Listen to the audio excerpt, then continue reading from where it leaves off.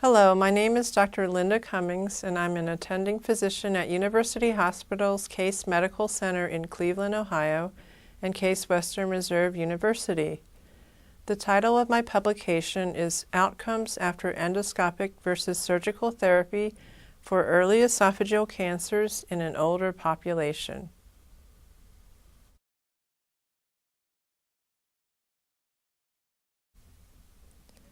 Our study is a retrospective cohort study using the linked SEER Medicare database.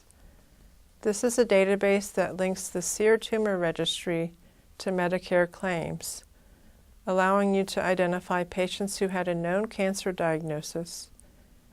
And through the linkage to Medicare claims, you can identify treatments or procedures that the patients underwent. We were interested in comparing short-term and long-term outcomes after endoscopic or surgical treatment for early esophageal cancers. Short-term outcomes that we looked at included peri-procedural deaths and a composite outcome of hospitalizations or adverse events at 60 days. The long-term outcome that we focused on was survival up to 2 years.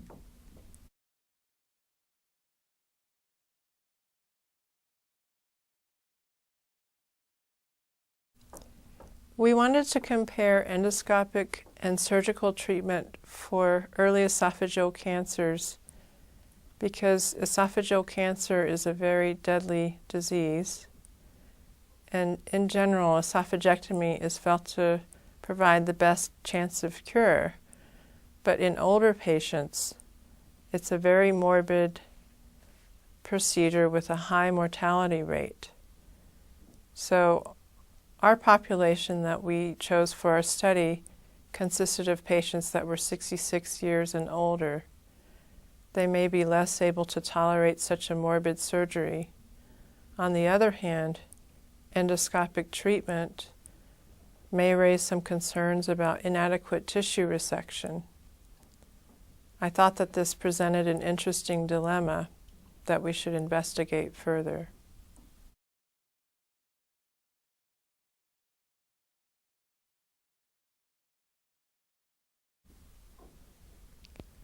Our study examined short-term outcomes after endoscopic versus surgical treatment in an older population. Previous studies have not tended to examine short-term outcomes at a population level, so our study is unique in that respect. We also showed that endoscopic treatment was associated with decreased mortality compared with surgical treatment in an older population. There have been other studies that have looked at rates of morbidity and mortality after esophagectomy in older patients, but they have not tended to compare outcomes with patients getting endoscopic treatment.